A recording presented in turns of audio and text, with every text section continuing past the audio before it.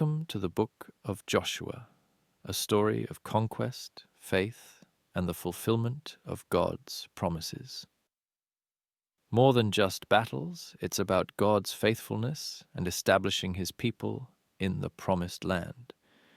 This marks a new chapter in Israel's history as they transition from wandering to settling in their promised home. The story begins with a significant shift in leadership. Moses has passed away, and Joshua is commissioned by God to lead the people into Canaan.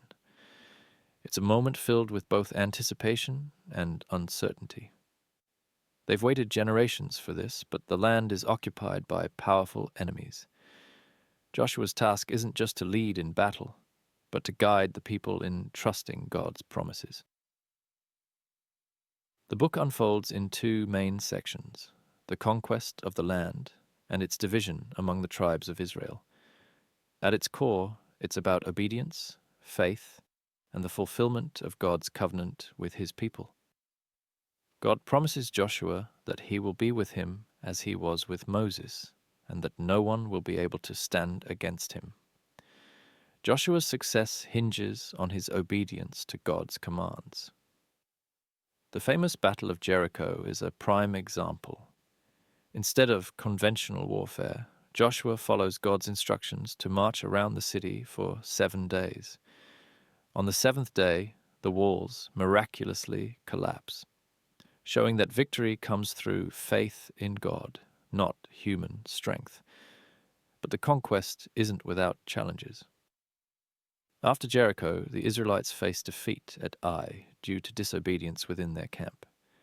A man named Achan takes forbidden items, causing their setback. This highlights a key theme. Obedience to God is essential for success.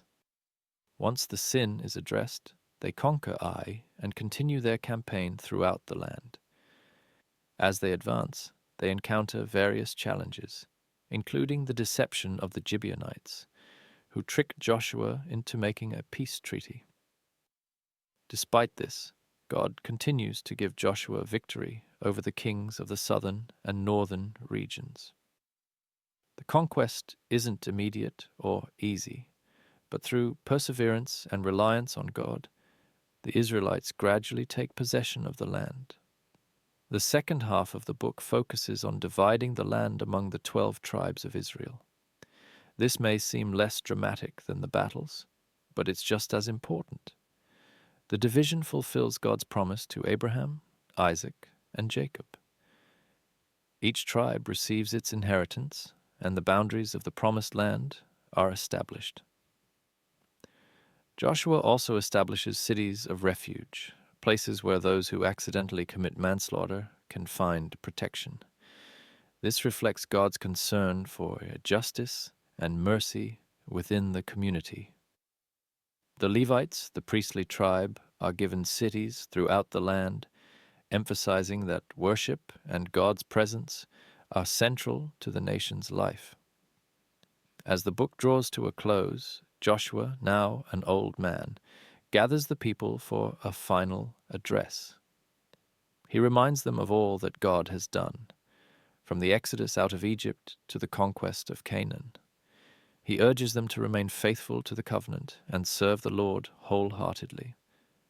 Joshua's famous words echo through history: "Choose this day whom you will serve. But as for me and my house, we will serve the Lord." His final address is both a challenge and a warning. He knows they'll be tempted to follow the gods of the surrounding nations, but calls them to remember their identity as God's chosen people. The book ends with the death of Joshua and the burial of Joseph's bones in the Promised Land, a final reminder of God's faithfulness to his promises. The book of Joshua is more than a record of battles and land distribution. It's a story of faith, obedience, and the fulfillment of God's promises. It teaches us that victory comes not through human strength, but through trust in God. It also reminds us that God is faithful to his covenant, even when the journey is long and difficult. As you read Joshua, you're not just exploring ancient conquests, you're entering a story of faith and fulfillment, a story that challenges us to trust in God's promises and live in obedience to His commands. The journey into the Promised Land may be complete, but the call to serve the Lord remains. Thanks for watching. This is the Bible, book by book.